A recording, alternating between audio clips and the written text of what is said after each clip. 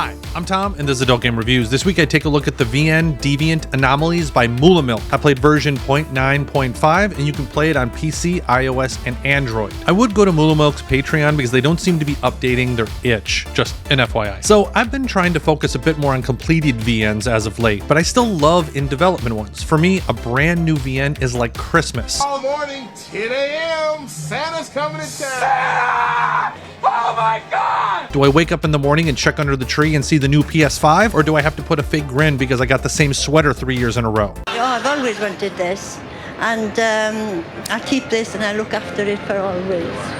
You're a liar. I am a liar.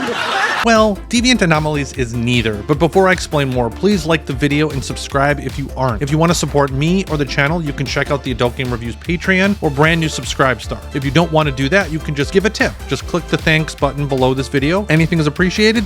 Thank you all so much. Okay, let's get into the plot. You play the main character who woke up one day to find your parents or guardians have been murdered. No one has ever been caught or charged, and 7 years later, the police force is slammed with new cases of people acting strangely. There are even reports of people who have new strange abilities. To try and solve your parents' death, you start your new career as a private investigator that contracts with the Netherrealm police force. You set out to uncover all the strange happenings and solve the mystery of your parents' death. The first thing I noticed is how different Deviant Anomalies structures things. This is very pale Carnations or Headmaster with its visuals and renders, and its map system. As per usual, if you like the Honey Select style, you'll like the renders in Deviant Anomalies. I thought it was very fitting for the setting. Next, to move around your house, you do this via the in-game map. Different locations can have different events or cutscenes, same thing for the whole town. As you get more investigations and are introduced to more people, you get access to more locations throughout the city. There is a main plot, side quests, and character quests. You don't have love interests in the traditional way where you are on someone's path. You level up your relationships with the girls by doing different events or quests for them. There's some RPG mechanics where you pick your starting class. Are you smart, charming, or a bruiser? Throughout my playthrough, I obviously chose charming because, you know, it's me. Yeah, sure, Tom. The charm stat gave me bonuses and extra dialogue options. Unfortunately, I only noticed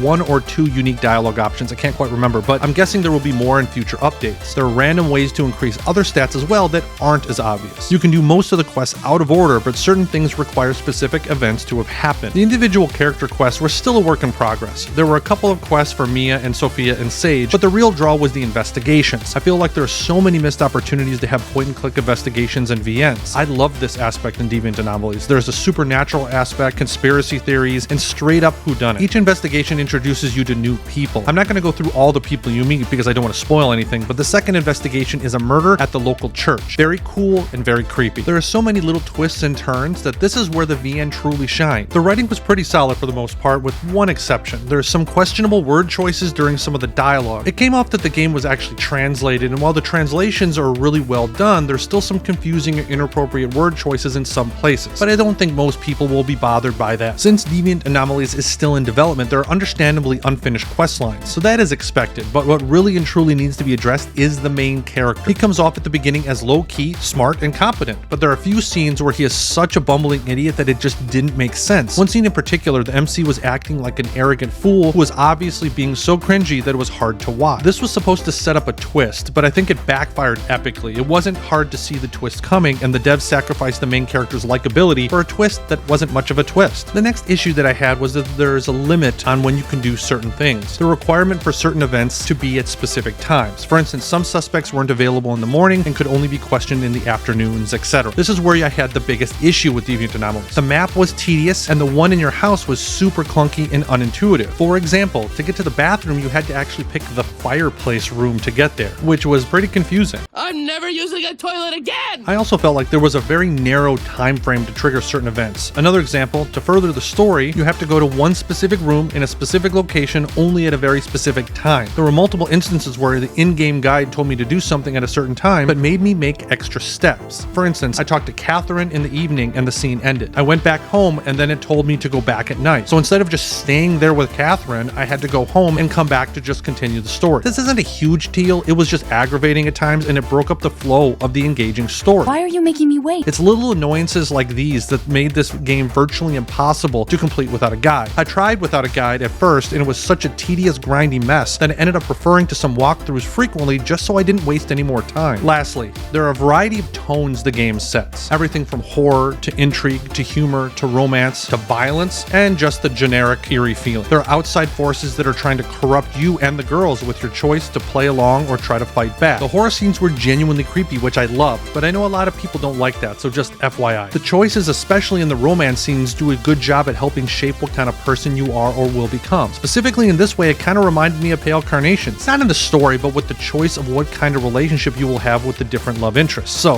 what did I think? Deviant Anomalies is your parents getting you a video game for Christmas, but it's the last gen of it, not the current one.